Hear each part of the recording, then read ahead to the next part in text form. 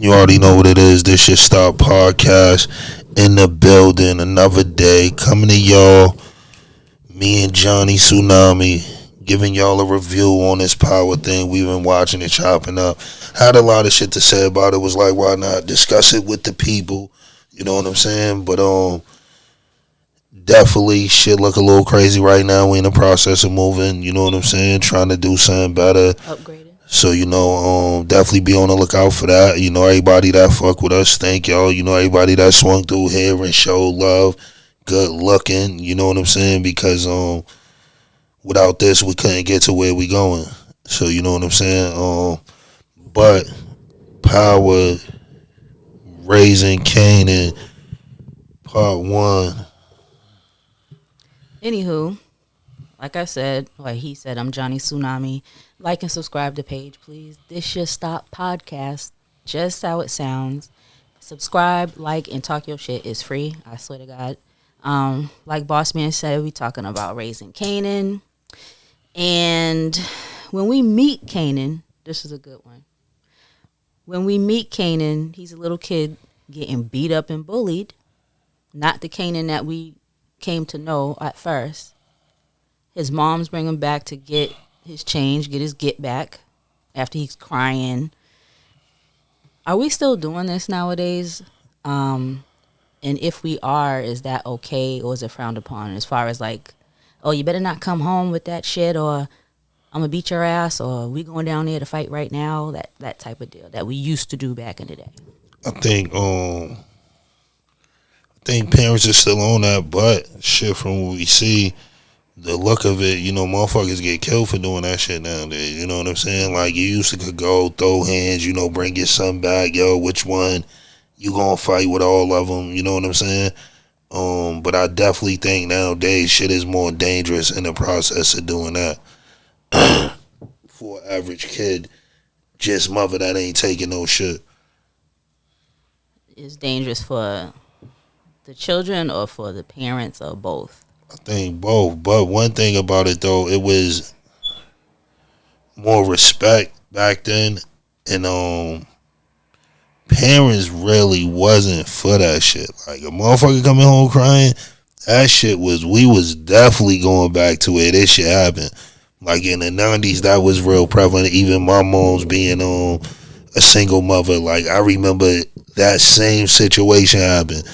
Nigga getting into it, run to the crib crying, maybe motherfucking lip bleeding, you know what I'm saying? She like, yo, what happened? Yo, niggas done ran down on me. She like, fuck that, we going back. And, as a kid, you don't want to go back. You don't want. So for whoever's saying you want to go back, you like, do not want to go back. Your mom had you by the scruff like a puppy. But one thing she said that's mad prevalent, it's like, deal with them or deal with me. Ain't no running from me. And that was like a mom's really shit when it came to it, like at the end of the day. You know what I'm saying? Because at the end of the day, I don't think it was... That's a new podcast out too. Hashtag, because at the end of the day, check it out for more. Day, under this Shit Stop podcast, man. Look out for it. A little more feminine touch. Not all women, but more feminine. Definitely more... And I can't even say that because the homie Mozzie been on there, so don't get that fucked up. But it's definitely more feminine. But Mozzie, come on this side, man. You already know what it is, man. If y'all would have watched we getting off track, but if you or y'all would have watched my episode with my little cousin Mozzie, he definitely held it down for the male chauvinistic pig. I mean, the men. He definitely did not. Mozzie definitely one of the homies. He did not switch up just because he was in a room full of women, But anyway, I think that our parents, when they did that, it was not just a pride thing. I think it was like, I'm not always gonna be here, son or daughter. So you gotta have some type of a strength of win, lose, or draw type of thing. So it wasn't only, oh, you got beat up, I'm gonna beat your ass. It was more that you have to fight back kind of thing. And that also happened to me, but not with my bio mom, but my other mom. And it was a boy. And when I say, I didn't even want to tell her, I was crying, me and my sister. She brought us back, and all I remember is this. Because, I was standing back all scared. She was like, and she flicked him in the mouth. No, I didn't even have to fight him because he didn't want none. No, it was definitely like that's what I mean about the respect thing. Motherfuckers used to see motherfuckers' parents and know what time it was. Know like, you know, she about to take off over her kid. You know what I'm saying? Or aunts, uncles, like that's when like, you know, it's so crazy back then. You running the crib, it was kind of whoever was in the crib. You know what I'm saying? Like, and you just hope that them type of motherfuckers wasn't in the crib, that it was somebody that was more would check the situation, because we all had them uncles, aunts that was rarely on it. Nah, you going like that, put a rock in something, you better go bash one of they shit in. Like, they not gonna chase you home every day. Like, you know what I'm saying? So, because I'm not gonna be here every day. It was definitely different, you know, and I definitely think with that, that was a good representation of the early 90s. Speaking on Kanan getting beat up, if y'all watch Power, y'all know that Kanan was he's played by 50 Cent, and he was a wild boy. Hey yo, man. Shout out to 50, man, for creating everything around his life. This nigga don't come up with no other stories but his life, nigga. I fuck with that. But can you imagine? You have the content. Nah, he do have the content. You know That's what I'm saying. Like, you don't have to make it up. I mean, you can make it up because it's fictional, but can you imagine the stories that we all have? We could all make some. Nah, that's movies. What I'm saying. But for him, it just never changes. Like, you know what I'm saying? Like, this shit is kind of like a get rich or die trying. That's what this is. But it's kind of like a before get rich or die trying. Like, I'm going to get y'all the baby meat. But it looked like it's later than the get rich or die trying. Mine as well. Because this one's just more about his mother. Get Rich or Die Trying was little shadows of her, but he always said a lot of him came from his mother. So I think with this was a time for him to show it, you know. So shout out to all the single mothers out there, man, doing y'all thing. This is him bigging y'all up. Oh, thank you. Oh, my gosh. We got to memorialize that. Did y'all hear him big up single mothers? But anyway, speaking on little baby Kanan, I appreciate how they showed him as a child. They didn't just bring him in at 8 years old being wild, shooting niggas. You know what I'm saying? He's getting ready to develop into what we know he's going to come to be. He was a crybaby. See, that's the difference in the 90s and right now. See, in the 90s, when you really was like tough and, you know, a motherfucker that would fight and go through, that mean you went through some things in life. That mean you once was the nigga getting chased. I mean, you once was the nigga that got punched in the face. Like, in the 90s, in order for you to get your way, you had to go through shit. You know what I'm saying? Then now you could just come out at 18 and be wild as shit. Come off the porch. You know what I'm saying? Like, motherfuckers these days be coming off the porch and be 22 years old. Motherfuckers was coming off the porch. They was 8 getting into that fight in the street. You know what I'm saying? Like, in the 90s, and then in the 90s, it was more kids in the hood, so it was like a lot of us. You know what I'm saying? It wasn't like how now everybody's in the crib on shit. Motherfuckers died to really be outside in the streets throwing the Nerf ball, you know, whatever it was, water guns going on. Like, we always had some shit going on, regardless if it was freeze tag, you know. Man, it was everything. Mm-hmm. You know what I'm saying? So definitely then you would get into more shit in the early age because it was more of like a community. We didn't have a choice, and I'm not being one of those grumpy grandmas. I'm not downing these kids nowadays, but back in our times, I'm so old. Come on, back in my day, we didn't have the internet or like electronics to keep us busy. We had to keep ourselves busy with each other. So it's like these children now, they have more options. We didn't have that option, so what do? We made with what we had. You know, but that's what I'm saying. I definitely think, even if going back, and for a lot of people, that's one thing I want to say too. And I know y'all probably heard me speak about that a lot on the podcast. I don't know why, but I always have to stress how fucked up it was in the 90s. It was dirty. Like, dirty. It was roaches dingy. Everywhere. Mice everywhere. Wasn't none of it. Wasn't nobody. 2 at the foot, 2 at the head. Y'all know the tune. Nobody was like, crib was without roaches in the 90s. That shit was just what it was. That shit was like any crib you really went in. Like, you know what I'm saying? For you not to have roaches, motherfuckers loved your crib. But so we didn't know the difference of like shit being good and not being good. It was just like that everywhere. But in this picture, I don't think they reflected that enough. You know what Well, I'm we're saying? only in episode 3, and the only person's house that we saw was Kanan's and his mom's, where she was getting money. So we're not going to see that. You see, we haven't seen inside Davina's house, his love interest, and Right. his mom's, is doing bad. So we can only imagine what her crib looked like. We just haven't got a chance to get there. Right, but I just don't think like not even the inside. I'm saying like the outside. Like That's how Queens be looking though in that neighborhood. I happen to know that neighborhood. I tell everybody, if you have a chance, I don't fuck what city. Look at any city 91.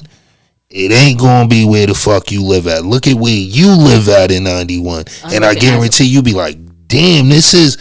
I'm talking about burnt up cars, mattresses in front of the crib for months. Motherfuckers flipping on these pissy ass mattresses like we hate it when they take the mattress. And trash day, exactly. Trash day when Nigga come home like, oh, this shit gone. Like, yo, they done took the motherfucking clubhouse, nigga. You know what I'm saying? Like, shit was crazy. But I definitely think clothes, everything they had down packed far as in the joint. Like, them representing that time. I think they represented it good. It's so crazy, and I don't know if you guys know, but I am a art and fashion freak, music freak. And when I say everything down to the bedspread, to the furniture, to the jewelry and how it's worn, the nail polish, everything is so incredibly accurate. That's probably my favorite part about the series so far. And you gotta be a 90 kid to really realize when they show couches with the plastic on it. That shit gonna go over a lot of people's head, but nigga, that was how you know it was a new couch in this motherfucker. And when that new couch came in, that shit stayed with the plastic on forever. Forever, the plastic be turning brown. Like, you got your ass whooped for ripping that plastic, nigga. No bullshit. Let you be the one that slid that plastic off. Situation. No bullshit. But I think all around, whoever set it up, shout outs to them. Whoever put all the scenes together, the clothes together, because you know that shit take a lot too, really, for you to go and to dress people in that era. You know what I'm saying? That shit's very hard. And to make people have swag and Kraft, even the that. music. They're not playing, because I googled the fashion, I googled the fashion director, the costume director, I googled the music every time. If they say it's 91, they did not play not one song that was made in 92. Like, that's how intricate the costumes and the music are. Nah, because even with that, like, new music in 91 stayed new music in 91. Like, that shit was new music all 91. Like, you know what I'm saying? When NWA dropped the album, that shit rocked all year. Like, until something came that blew that shit out the water, and that shit had to be something explosive to knock this next project out. You know what I'm saying? That's how, like, the 90s was. There was no, you could just look around and get a bunch of music. What you had was what you had. And everybody was trying to dub that shit. Dub, copy tapes. Oh my gosh, I'm such an old biddy. But speaking of the costumes, right? Me and Kraft spoke about this because that's all we talk about basically is TV and shit and music. But every kid, now I'm going to have to watch it over. Every kid we saw was polo. I mean, the low lifes, if y'all don't know about no low life, hashtag low life, shout them out and look that up so you understand Jukebox is a low life head. But anyway, besides her, every kid is fresh. Shout out to all the polo kids. And that's a whole nother subculture that's real deep. That is real deep. Y'all got to look into that. But besides her, every kid we've met so far. And I think it's like, not to cut you off, I think it's like 2 documentaries on the low lives. I think it's a couple people got a whole documentary out on just the low lives and what they stood for and the shit they was into. So definitely look that up. Y'all could look that up. That's what it is. Low life, polo kids. Okay. All of those kids were fresh that we met. Now, granted, every kid, every character that we've met is in the life, so they would have the money.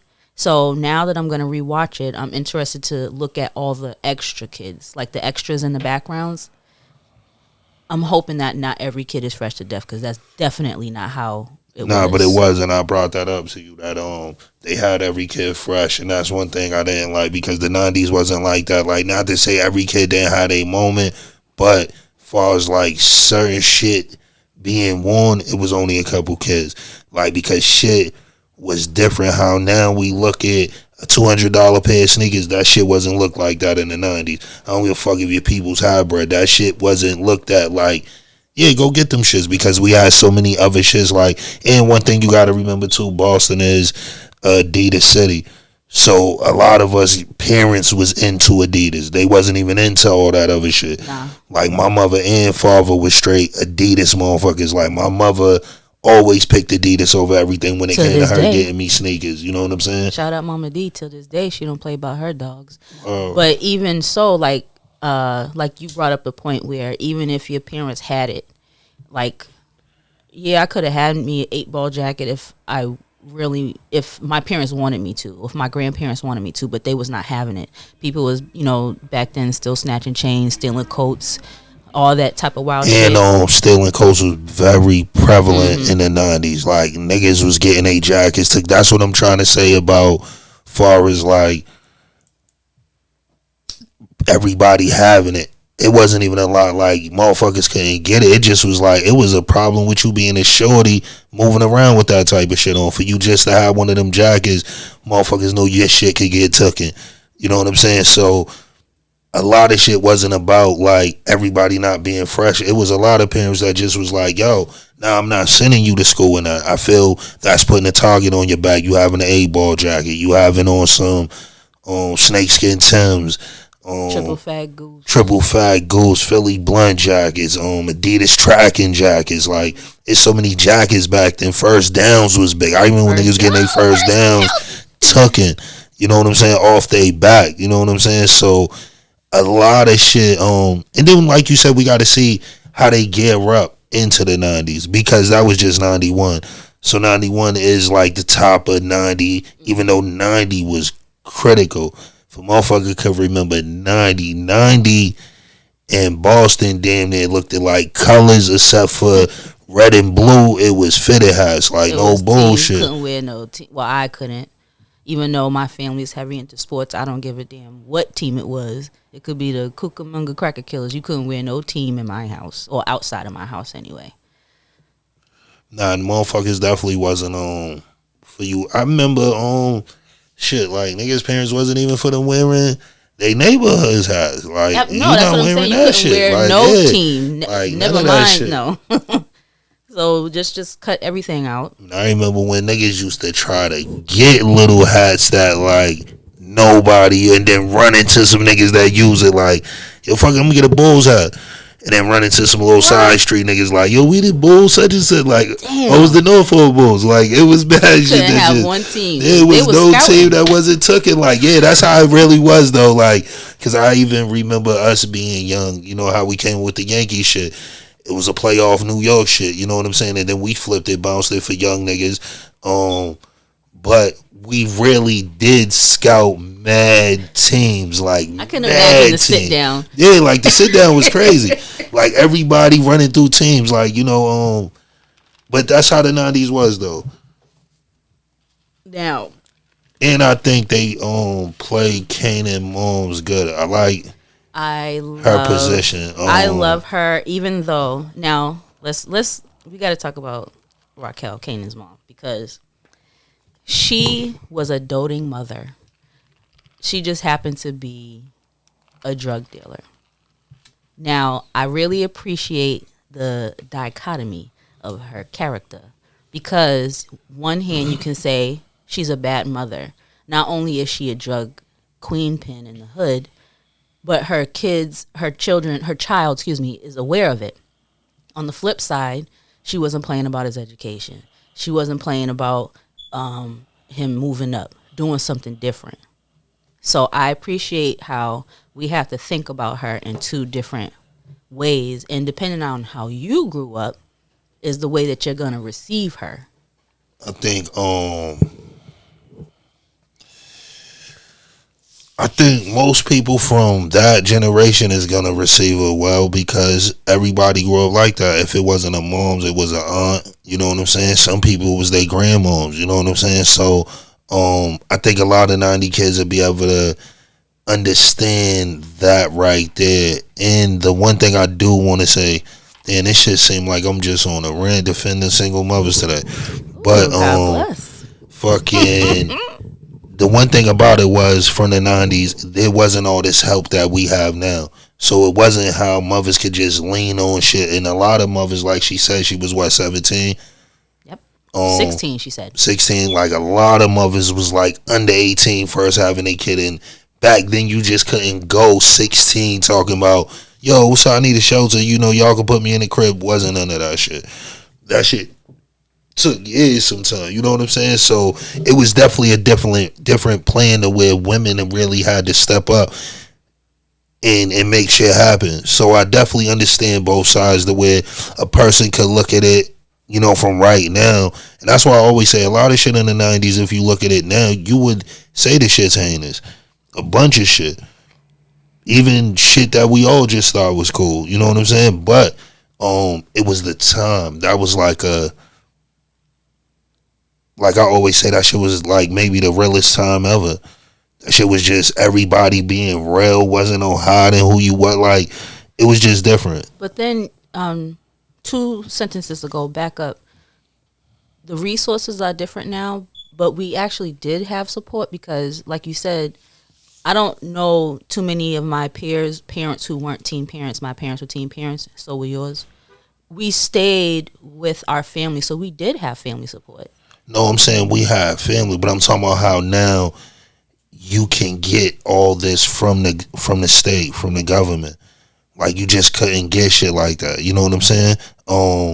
Everything kind of had a cap on it. You know what I'm saying? Like, it wasn't like, yo, you just have 3 or 4 kids and they're just gonna keep tagging. Nah, shit was really different in the 90s. You know what I'm saying? You couldn't even get shit as quick as you could get it right now. I think that's iffy because I'm not 1,000% sure, but I remember a story. I hope my mother is not going to be upset that I told it, but it's real. That she said she went to the welfare office, and as soon as she went in, she wanted to turn back around, but she was there. Then she said she might have went through with the process, and then immediately was like, "Nah, I'm straight." So the resources from the government was there. It just depends on the support that you have from your family. And because she had the support from her family, she didn't feel like going through that. So the stuff that we have now, they definitely had then. It's just that I don't think our moms and dads didn't really, quote unquote, need it because we had such a community and a support system around us. No, it was definitely there. You just definitely couldn't utilize it the way you could utilize it now. Like, that's what I'm saying. The welfare office wasn't the welfare office right now. Like, none of this shit that was cool now. Even how niggas be like, yo, you got stamps, yo, let me use your card, and niggas would be in fucking Stop and Shop or Whole Foods using the card, jewelry on every motherfuckers wouldn't be seen with food stamps in the 90s because it was actual paper. It was not a card. And and you know how I know? Because my parents had food stamps. My step parents had food stamps. So that was not the shit you wanted to go in the store and use. Like, I remember when certain times, you know, niggas getting money, certain niggas used to take the stamps from their mother and then go pay cash for that shit. Mm-hmm. Motherfuckers wouldn't even spend the stamps. Niggas just go pay cash and get them shits to somebody. Like, yo, y'all little niggas go to the store with them. And, like, it was totally different as you got old. See, when you was younger, it was nothing. Yo, y'all go to the store and niggas go tear the store up. One of them blue little $5. I used to be walking around because, you know, I stayed around the way, and when you're in a community, you'll see all the same people. Remember that movie Crooklyn? And she didn't want to spend the food stamps, so she tried to steal the food. Yeah. I did not want anybody, even though we were all on food stamps, I still didn't want to go and spend. So I'm walking around the store, the bodega. Only so many times you can walk around. It was times that I waited till everybody went out the store to spend them. I done let like 15 motherfuckers go ahead of me. I've been in the store for 45 minutes. Know my grandma's like, where the fuck this nigga at with this bread? Like, this nigga's bugging with bread and Pepsi. Like, you know what I'm saying? Not like, the Pepsi. Nah, shit was crazy. So I definitely think, you know, and even that's why I understand a lot of like dudes my age that when you see them, dudes are smiling and yo, I'm chilling, yo, I'm working, or I'm doing what I'm trying to do, music, yo, I'm mauling, whatever it is, because we all come from fucked up times. So to be alive right now, this shit's a good time. Shit done changed. You could walk around, you could breathe. Like, this shit was not like this. And New York was even worse in them times. If Boston was crazy, New York was double that shit. And Philly and Baltimore was triple. That's what I'm trying to tell you. Woo. Like, so people have to get that in their mind when they see this. Know what is coming from a way different cloth. That's a whole different cloth from your aunt and your uncle right now. Ain't that cloth. That's that your great aunt cloth. Like, you know what I'm saying? You got to go get up with maybe your great aunt or some shit like that. So, speaking of cloth, I spoke on how Kanan is a teenager at the time now. He's in high school. He's fully aware of what his mother does to the point where he wants in. What, if anything, will make a child or a teenager want to go the path of his family or the path of straight and narrow and square? Now, it could be a stroke of luck, or it could be your circumstances. It could be anything. What do you think makes us 90s, 80s, 90s kids, either you go left or you go right? Sometimes you go in the middle. I tried to dabble in the middle. Sometimes I think a lot of it has to do with real shit is having a father in the home. I think that have a lot to do with it. And I think most dudes that turn into Kanan grew up like Kanan. Grew up with just them and their mother. It's a different thing from your mom's being. You see how he was, you know, at some point started like, I'm a grown man, and that's how you feel because she's a woman. It's not that big manly figure like, nah, yo, go to your room. Like, it's different, you know what I'm saying? So that's why I always said, like, I see the difference in us as men that come from single parent cribs and us as men that come from both parent cribs. You know what I'm saying? Even with myself and some of my friends, I seen the difference in our way of thinking, our way of going about a situation, you know, as far as handling a situation. Like, it was two different things. So I definitely think it's easier to see more Kanans when it's a single parent home. You think so? Because, like, you guys can tell, we all kind of grew up together. There's many of us. And there were some of our friends that were in single parent homes with single mothers. There were some of us that had single fathers. And there were some of us with two parent homes. And for some reason, I really think that it's really a luck of the draw with the child that you have. Because I have many siblings and we're all over. There's some that's left, there's some that's right, there's some kind of in the middle. And I grew up in a two-parent home. But and I got some... It's different when you are really with your mother. And that's why I said for a little boy, we take things in different. It's different when you're with your mother and you see your mother hustling. And it just brought this thought to my mind when we was watching an interview with the kid, and he was saying how the brat made him started rapping. And he was like, damn, if she's a woman, if she could do it. So that's how I think with young boys it be with their mother. When you see your mother hustling and she's winning or she's playing the game, you like, nigga, if she could do it, I can do it.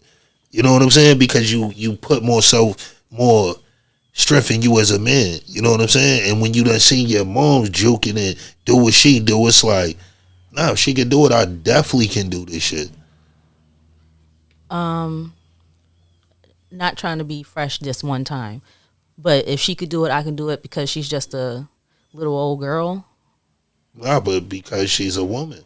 Yeah, that's what I'm saying. So just because she's a girl, if this girl can do it, then I damn sure can do it because she's just a girl. Especially if you see her do it at a high level. You know what I'm saying? That makes a difference too. Like with him saying, like, the brat, damn, she really doing her thing. Like, when you see somebody that you feel you can be doing it too. Yeah, I think that give you motivation. And a lot of us that come from single parent crib, especially in that time, 9 out of 10 mother was strong. Like 9 out of 10, if niggas came out of a crib with a mother, and especially for him to be a stand-up kid or whatever, 9 out of 10 his mother was in some way moving. You know what I'm saying? And in the 90s, it was all different. It wasn't no just, yo, selling crack. It was dope. It was Carthy. It was bank rob. It was, shit was moving in the 90s. Niggas was out here hungry. Niggas was robbing banks at an all-time high. Talk in the about 90s. multiple streams of income. Not everybody was slinging like Raquel. Like you said, there was food stamps. There was bank robbery. There was fraud. There was boosters. Was high at that time. Oh my goodness! You could call Boosters on was crazy. your favorite booster. You dig? Everybody Shout had out Big their Candy. You know what I'm saying? Like, yo, man, like boosters was crazy. Shout out on Big Kim too, man. Boosters was crazy back then, nigga. Like once I kind of hit the streets, shit, I remember living off boosters. Support small businesses, reparations. You dig? I don't care what nobody's like. I remember boosters coming through with fucking 20, 30 North Face jackets. And you different see, colors. Speaking of going back to raising Kanan, Jukebox, even though she was, in the low life movement and would only move that product, that's how else we all would get our stuff. Wow. I'm talking about that. I'm trying not to say products, y'all. So I'm talking about that stuff, food, toiletries. Wow. Remember, you get your like load up on your soaps and your dish liquid and your washing detergent. Like, see, that's what I'm saying. I was a kid privilege. Not only that, I messed with an older woman when I was young. Shout out Puff. You know what I'm saying? Just got married. Congratulations on that. Congrats. You and your husband. But even with her shit, I remember her coming out of motherfucking Walgreens with Walgreens. Like, you know what I'm saying? Like, we never in the crib went for no motherfucking products. Puff shit was like Walgreens when you went in. That's where motherfuckers came and been like, yo, me get a shopping. Real shit. So definitely it was so many hustles back then. It just wasn't about a person being a big drug dealer like she was some boosters. Everything was kind of moving. So in that essence, a lot of this shit you have to take it in. And for some people, do the research on it. Look into a lot of this 90s shit. Look up some of the 90s clothing, 90s music, different projects in the 90s. You know what I'm saying? Because they definitely look different from how they look now. You know what I'm saying? Regardless if it's your state, other states. Even when I seen shit just recently, I seen a picture of OP, I think like 93. I was like, God damn, this shit look. Can you imagine that we grew up with them, and even just to see the image of them now in 2021, you still can't believe it, even though we lived That's around what I'm trying to say, but it was like motherfuckers wouldn't even let police get the dead dude. They brought the dead dude downstairs, gave this nigga to Jake's, and Jake's threw this nigga in the ambulance and kept it pushing. Like, that's how crazy the 90s was. But definitely look it up. Definitely, one thing I could say, this shit ain't kind of off what I expected 50. One thing I can say about 50 when it come to painting pictures, that motherfucker paint marvelous. Like, you know what I'm saying? Regardless if it's in his music, some film shit, we done seen his TV shit, like this nigga been hitting. So definitely what I expected. Now, Big Rock, her little boy toy, Symphony, the bartender, I think he's a copper. I could be just overanalyzing because that's what I do as a Virgo, Team Virgo. I overthink in the building. Overthinking. It's it's like World War III. 2 Virgos, 2 August Virgos. Yeah, So, is he a cop or am I just forcing it? Because we always have seen a lot of odd couples, the hustler and the square, whether it's the woman or the man. Now, are they just clicking because they're such total polar opposites? Or is he a plant in this club that sells drugs and girls? I think it could be 50-50. I think it's a good chance he could beat Jake's. Because for some reason they kind of want him to stand out to you. they keep kind of like throwing them in your face, so Hmm. you know something's gonna happen with him. Yeah, like Law and Order or Dateline. Like you can always kind of tell, like it's not who you think it is; it's who you think it is. Like I hope for her in her character. I hope it's cool. I hope he's not a copper, but Who you think, or that, and not even that. Let's go. Who you think was the all star, the number one in power? what do you mean? Just the regular power. Who Who you think was the was number one person to you? as far as the characters that we love, or as the actor, or in it, who was the top dog? Who was your favorite person in power? Who was my favorite? My favorite. It fluctuated, just like with this. We're only 3 episodes in. I'm up and down with certain characters. In the beginning of Power, I did not like Tasha. As her character developed, I dug her. So Tasha's your favorite? I don't have a favorite. I'm not gonna do this. I don't have a favorite. And So who's your favorite in this? okay, Okay, can I say this? Because we're talking about the other Power. Since it ended, Tyreek St. Patrick is my favorite character, and many people hate him. I love him. You have to understand him, Right. Reek. You have to understand him growing up with 2 parents in the life. He did not have to live those things, but he was privy to them. So you cannot halfway blame him for doing some of the things he did as a boy, growing into a teenager, going through hormones, going through his parents' bullshit, growing into a man. You have to understand children also to understand his character. So it don't even make no sense to ask you who was your favorite in Tyreek shit, because Tyreek was your favorite. So who's your favorite in this one? In Raising Kanan, so far, it is Big Mama Raquel. Even though I love the brothers, I love everybody. You can't do I'll this. probably go with first one. We'll go Ghost all the way. Okay. This one, Can I guess who you're gonna say? oh, Who your favorite is?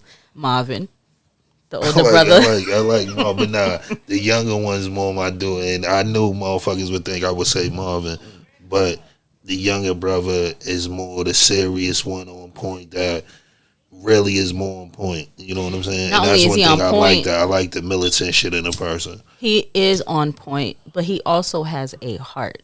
Do you think that's gonna come back and bite him in the ass?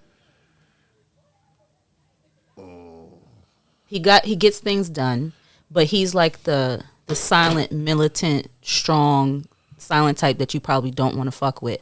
But then he also has a heart. If you can, we're not talking about that because we're not into that episode yet. But I can see that he is the one for no games.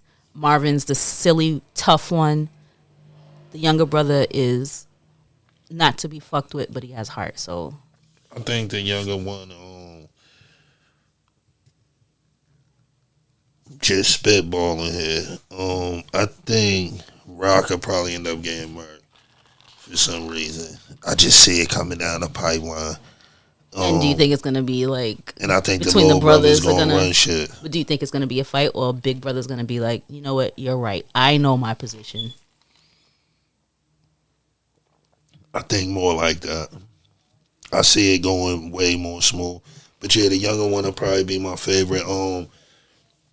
I'm really not a fan of the young dude that played Kanan. I definitely think he's playing this part right, but I just wasn't a fan. But like I said, as shit go on, he's starting to grow on me. I'm starting to see him, and you know what I'm saying? Because you got to watch shit with open eyes. You just can't be stuck in wanting everything to be like a Kanan type of joint. Because Right. we all grow up and motherfuckers look different and move different. So definitely he's growing and watching. So we gonna do, man, is we gonna end up getting in it too, and we gonna come back at y'all, and we gonna bust that down, and we gonna catch this thing up to where hopefully, if not this one, you know it's gonna be a season 2, but if not the 5th one, at least next season we gonna be going live. So we gonna have it where everybody could tune in, motherfuckers could call in. You know what I'm saying? Talk your shit. Right now, like I said, we just in the